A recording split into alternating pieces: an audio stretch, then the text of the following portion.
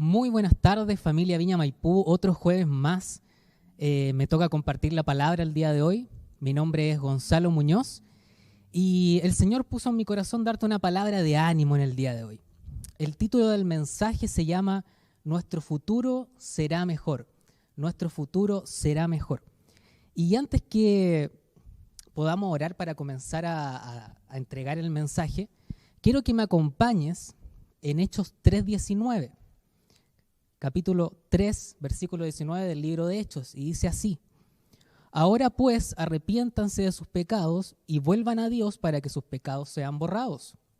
Entonces, de la presencia del Señor vendrán tiempos de refrigerio y Él les enviará nuevamente a Jesús, el Mesías designado para ustedes. Pues Él debe permanecer en el cielo hasta el tiempo de la restauración final de todas las cosas, así como Dios lo prometió desde hace mucho mediante sus santos profetas. Acompáñame a orar en esta tarde. Padre Celestial, te damos muchas gracias por poder compartir la palabra que viene de ti, que viene de lo alto.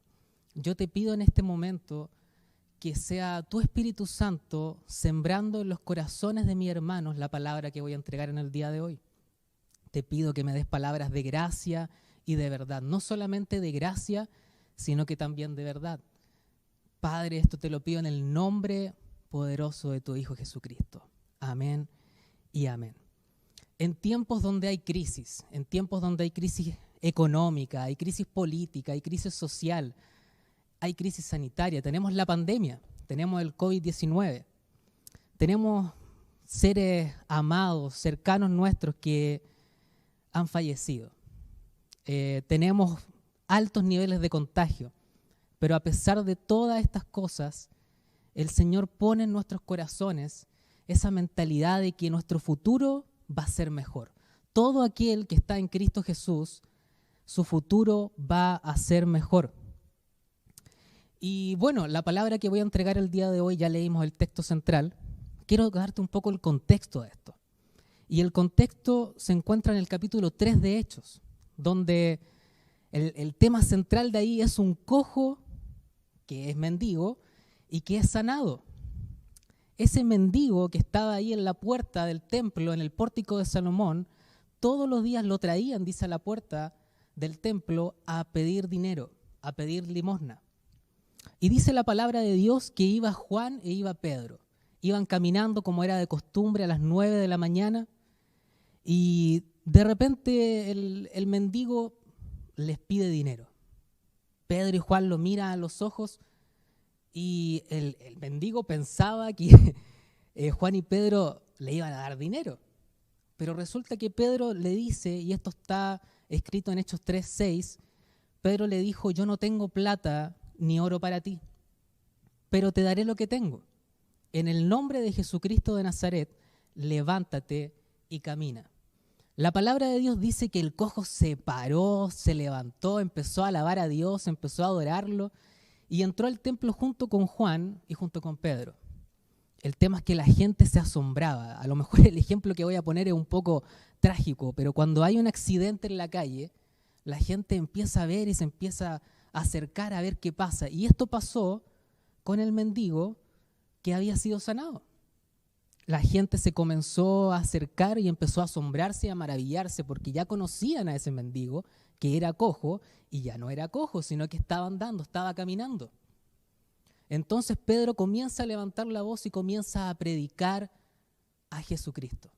Comienza a decir que quien había sanado a ese cojo no era el poder de Pedro, no era el poder de Juan, ni tampoco por la devoción y el amor que ellos le tenían a Dios, sino que solamente Pedro había declarado la palabra y fue Jesús quien tuvo misericordia del cojo y fue sanado.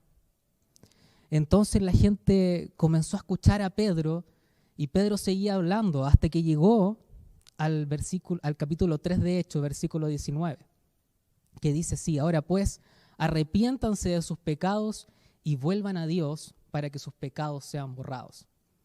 Y cuando comencé a leer este versículo, comencé a pensar y dije, esto lo había escuchado en otro texto de la Biblia. Y comencé a estudiarlo. Y en Hechos capítulo 2, versículo 37, se encuentra nuevamente Pedro después de la venida del Espíritu Santo y hace el llamado a los varones israelitas y les dice lo siguiente. Dice así: las palabras de Pedro traspasaron el corazón de los israelitas, quienes le dijeron a Pedro y a los demás apóstoles: hermanos, ¿qué debemos hacer? Y Pedro les contestó: cada uno de ustedes debe arrepentirse de sus pecados y volver a Dios, y ser bautizados en el nombre de Jesucristo para perdón de sus pecados. Entonces recibirán el regalo del Espíritu Santo. Se vuelve a repetir la frase: arrepiéntanse de sus pecados y vuélvanse a Dios. Entonces seguí estudiando la Biblia y me di cuenta en Mateo capítulo 3, versículo 1, que Juan el Bautista también había dicho lo mismo. En esos días Juan el Bautista llegó al desierto de Judea y comenzó a predicar, comenzó a evangelizar. Su mensaje era el siguiente: arrepiéntanse de sus pecados y vuelvan a Dios, porque el reino del cielo está cerca. Y resulta que Jesús, unos pasajes más adelante, cuando comienza su ministerio, miren lo que dice en Mateo 4, versículo 17. Si quieres puedes ir tomando apuntes o si quieres puedes volver a ver la transmisión para que puedas estudiar estos versículos.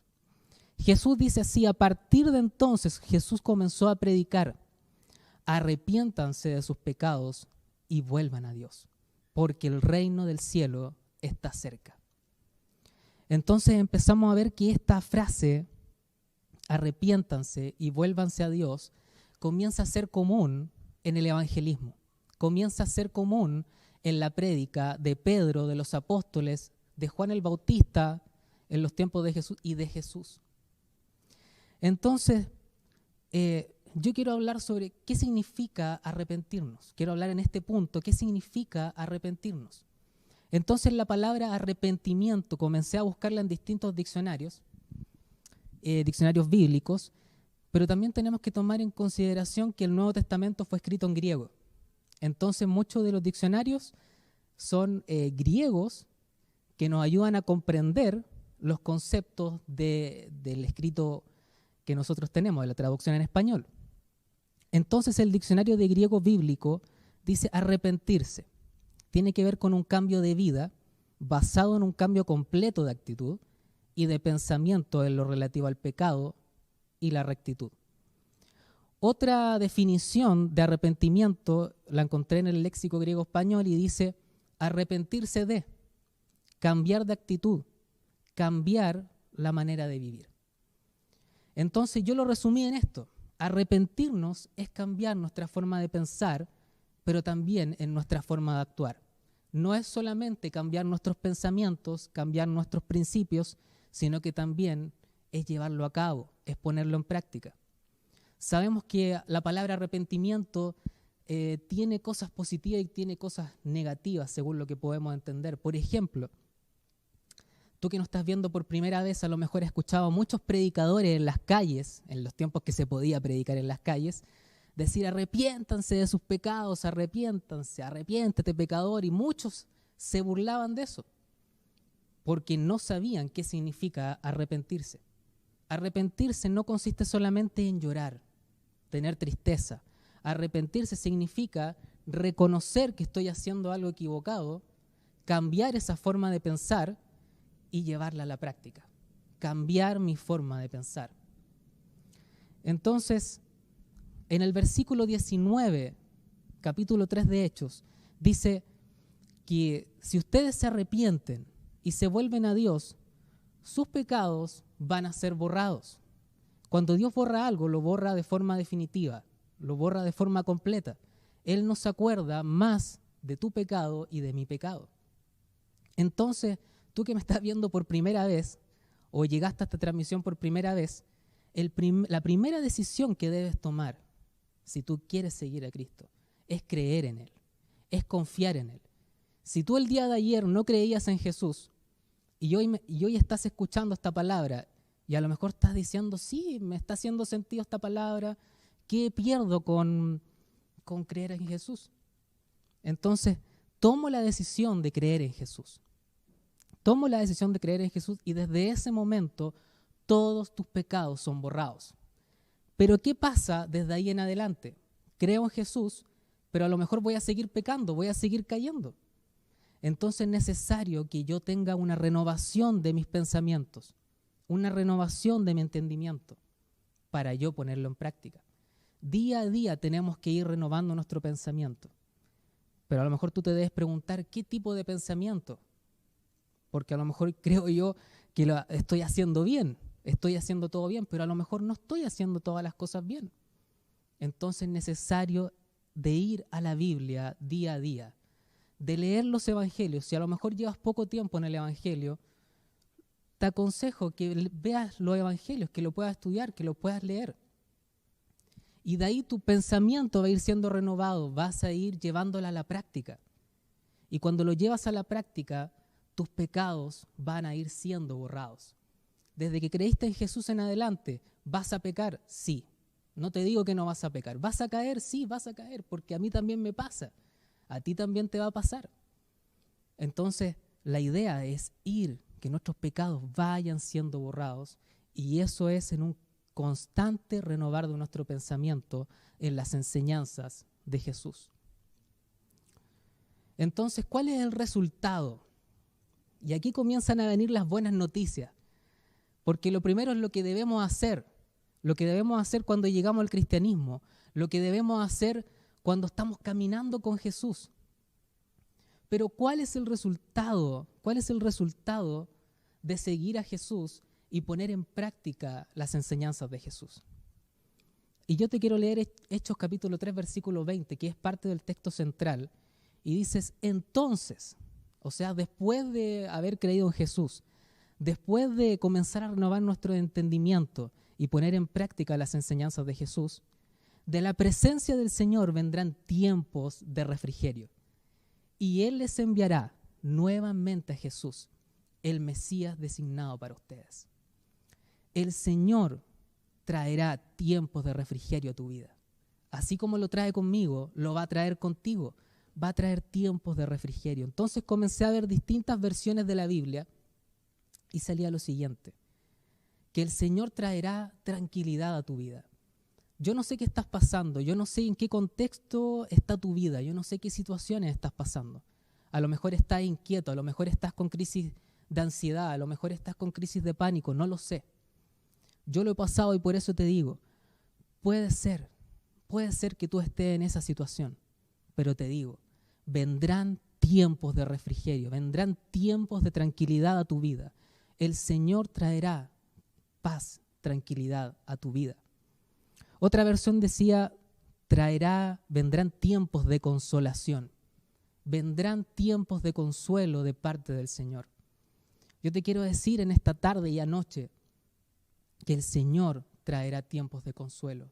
Si te arrepientes, si te vuelves a Dios, si cambias tu manera de pensar por la manera de pensar de Jesús, si haces las cosas como la hizo Jesús, el Señor va a traer consuelo a tu vida.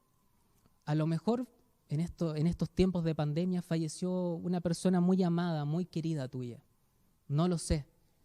A lo mejor, no sé, te peleaste con alguien cercano. No tengo idea qué esté pasando. Yo solo sé que Dios sabe lo que estás pasando. Dios sabe lo que estás pasando. A Él no se le va nada. Por lo tanto, si tú haces lo que te acabo de decir anteriormente, Él traerá consolación a tu vida. Él traerá consuelo y alivio a tu vida. Pero también otra versión estaba leyendo y dice que el Señor traerá a tu vida tiempos favorables. Él abrirá las puertas. Si has perdido el trabajo en este tiempo de pandemia, Él te proveerá de un trabajo. Dios es nuestro proveedor y Él te va a proveer un trabajo. A lo mejor, no sé qué será, puede ser los estudios. Yo no sé lo que estás pasando, pero sí Dios traerá a tu vida tiempos favorables, tiempos del favor y de la gracia de Dios en tu vida. A lo mejor estás enfermo, a lo mejor estás deprimido. Él traerá días del favor para tu vida. También traerá descanso espiritual para tu vida. Recuerde que el ser humano está compuesto por un cuerpo, por un alma y por un espíritu. Él va a traer descanso a tu espíritu. ¿Pero cómo? ¿Cómo puede pasar todo esto? Solamente si nos volvemos a Dios, si comenzamos a caminar con Jesús. Y no solamente es decir yo creo en Jesús, sino que es comenzar a conocer a Jesús a través de su palabra, a través de sus enseñanzas.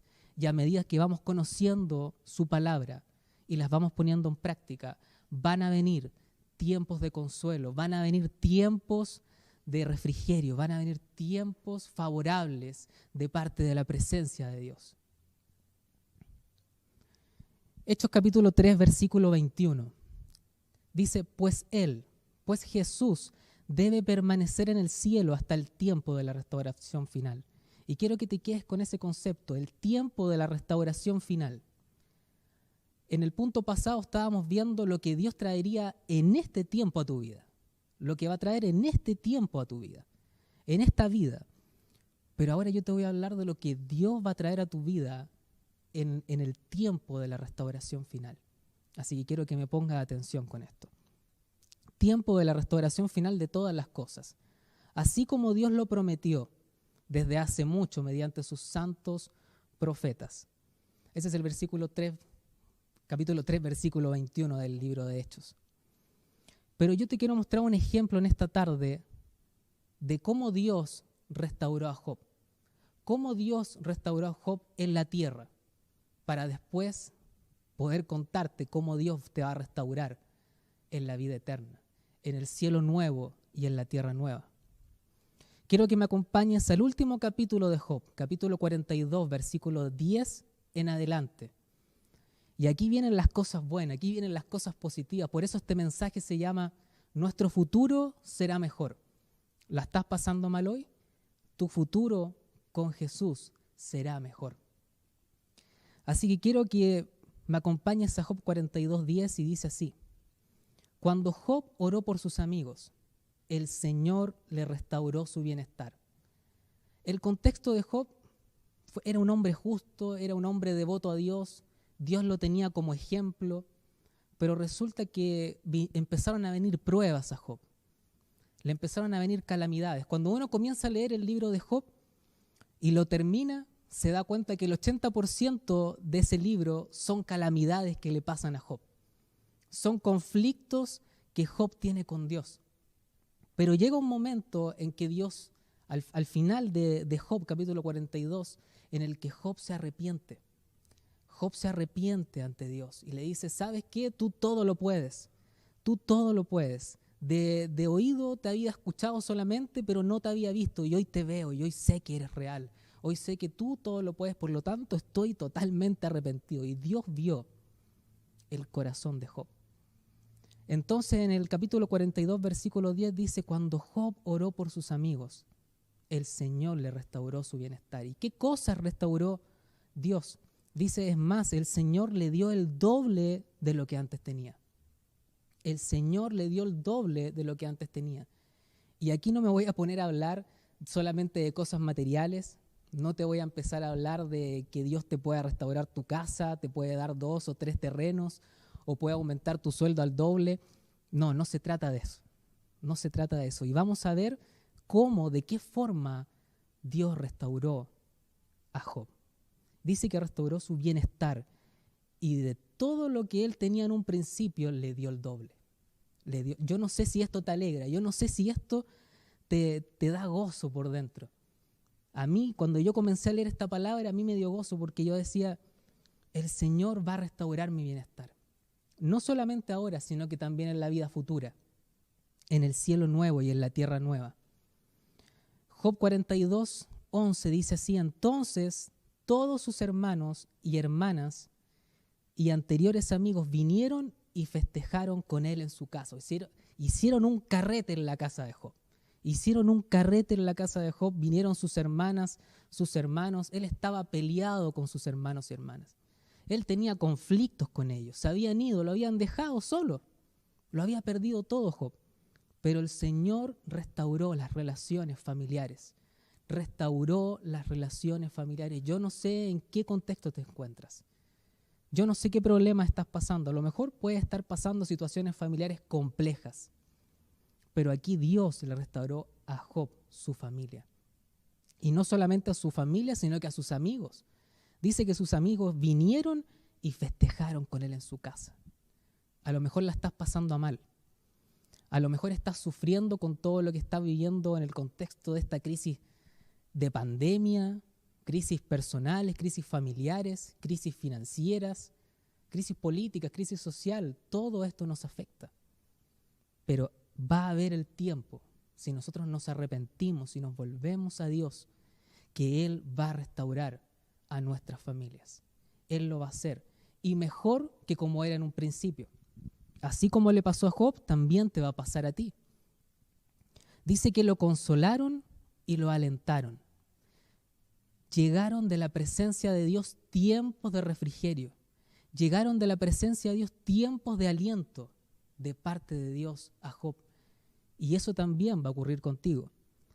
Dice que lo consolaron y lo alentaron por todas las pruebas que el Señor había enviado en su contra, y cada uno de ellos le regaló dinero. Se restauró su economía, y dice que le regalaron, cada uno de ellos, cada uno de sus hermanos, de sus hermanas, de sus amigos, le regalaron un anillo de oro. O sea, no solamente le restauró las relaciones familiares, las relaciones interpersonales con sus amigos, sino que también fue restaurada su economía y su vida material. También. Job 42:12 dice, así que el Señor bendijo a Job en la segunda mitad de su vida, aún más que al principio. Y yo quiero que esto lo asimiles de esta forma. Job tuvo un antes y un después. A Job le iba bien, después le fue mal, pasó calamidades, pero después de esto fue restaurado. Esta restauración de Job es la segunda parte de su vida. Y yo quiero que lo asimiles con esto. Esta vida que tú estás teniendo en esta tierra es la primera parte de tu vida. Es la primera parte de tu vida. Cuando el Señor venga, cuando el Señor nos arrebate de esta tierra y nos dé un cuerpo glorificado, nos dé un cuerpo inmortal, y después venga el cielo nuevo y venga la tierra nueva, porque todo esto que ustedes ven, todo esto se va a perder, todo esto va a ser eliminado para siempre, va a ser nuestra segunda vida. Va a ser nuestra segunda vida. Y nos va a bendecir el doble. Nos va a bendecir mucho más que en esta vida. Vamos a tener un cuerpo inmortal, vamos a tener vida eterna, vamos a tener descanso, vamos a tener paz, vamos a ser bendecidos. No nos va a faltar nada, no nos va a faltar nada. Si hoy día estamos preocupados, estamos afanados por cosas, en ese día del cielo nuevo y la tierra nueva, si permanecemos en Cristo Jesús, si ponemos en práctica su palabra, seremos bendecidos de parte de Dios en esa segunda vida. Dice que Job, cuando leíamos en el versículo 10, Dios lo bendijo el doble de lo que antes tenía.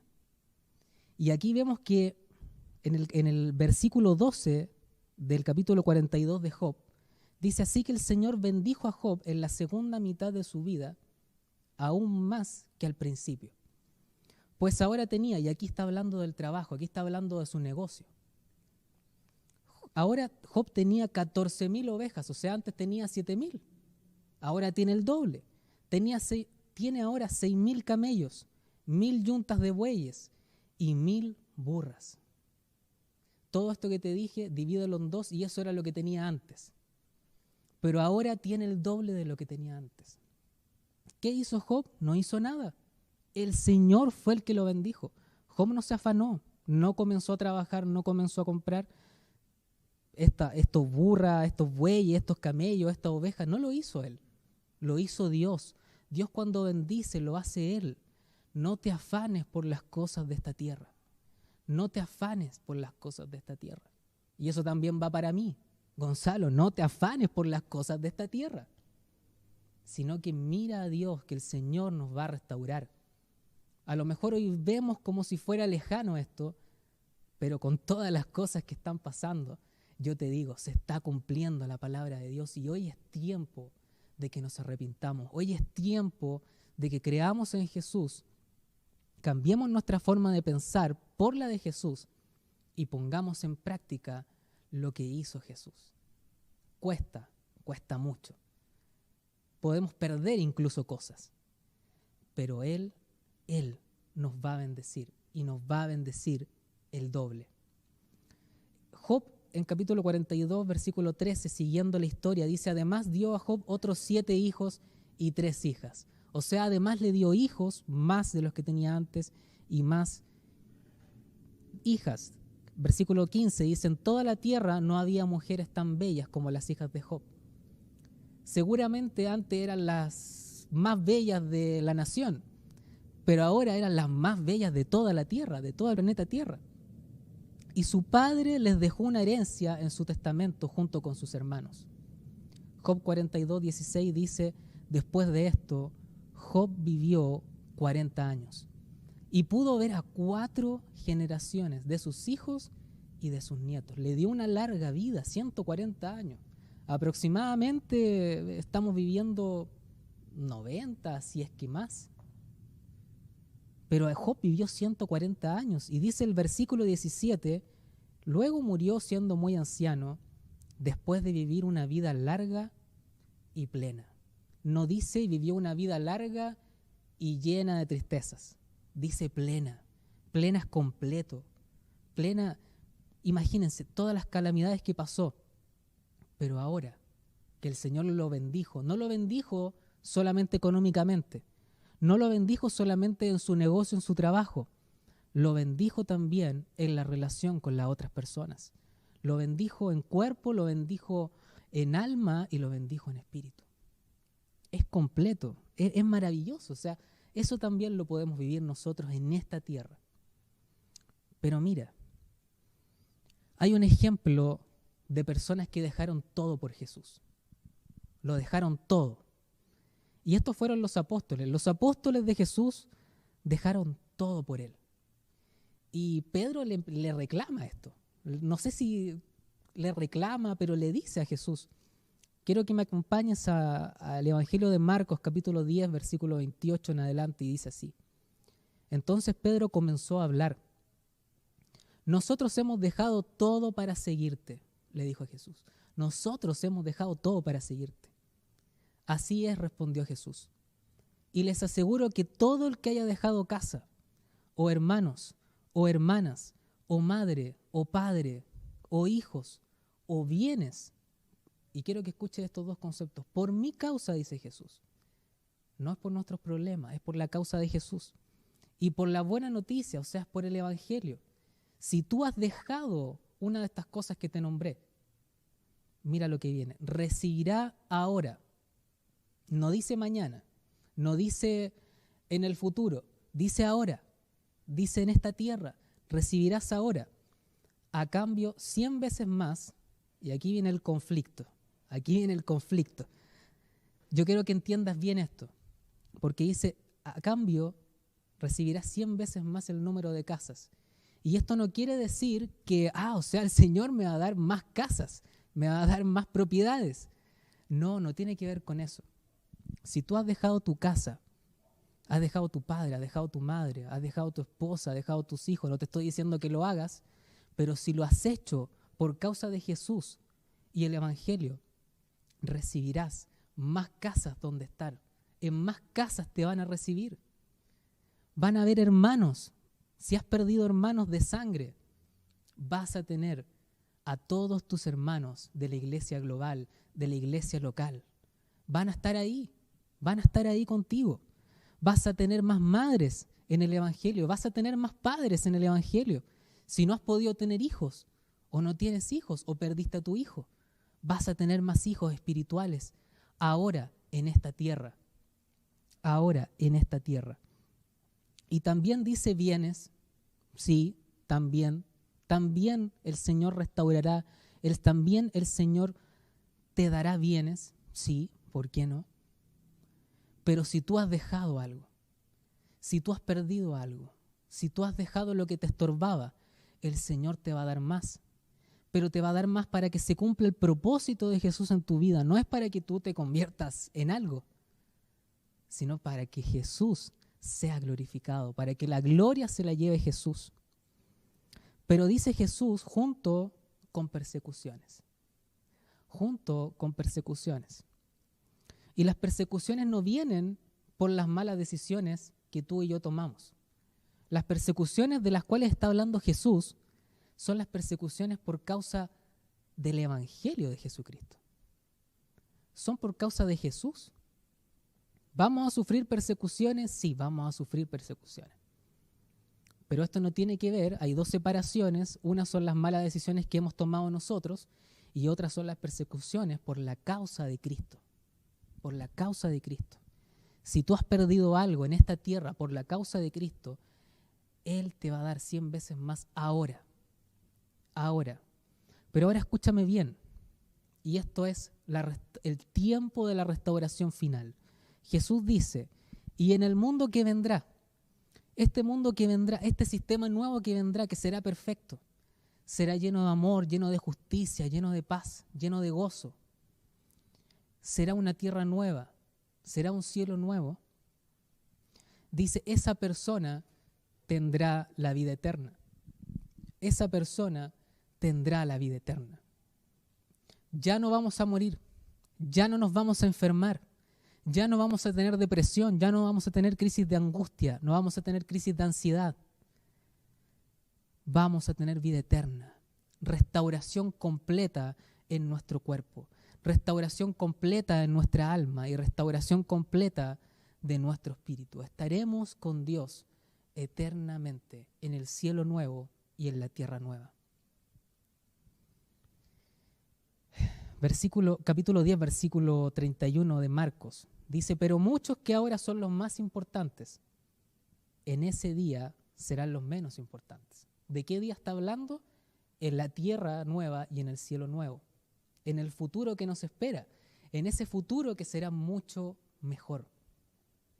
Y aquellos que ahora parecen menos importantes, en ese día serán los más importantes. ¿Te sientes menos importante? ¿Crees que eres menos importante? Vendrá un futuro mejor para ti. Por eso el mensaje de este título, el título de este mensaje dice, nuestro futuro será mejor. Nuestro futuro va a ser mejor. Y no es solamente un eslogan, como los eslogans de campaña, tiempos mejores, vendrán tiempos mejores. No, esto es algo real. Esto es algo real. Nuestro futuro será mejor. Si hoy te sientes menos importante, el día de mañana serás importante. Si hoy has perdido cosas, mañana vas a ser restaurado de forma completa. De forma completa. Entonces yo quisiera orar por ti en esta tarde. Quisiera orar por ti. Quisiera que Dios te restaurase. Yo no sé qué estás pasando. Yo no sé qué estás viviendo en este momento. Yo no sé si a lo mejor estás enfermo, estás en cama. Yo no sé si a lo mejor te despidieron del trabajo. No sé si estás con crisis de ansiedad, crisis de pánico. No sé si a lo mejor estás contagiado de COVID. No sé a lo mejor si algún pariente tuyo, algún familiar, algún amigo, algún cercano habrá muerto a causa de esta pandemia. Pero hoy te digo algo.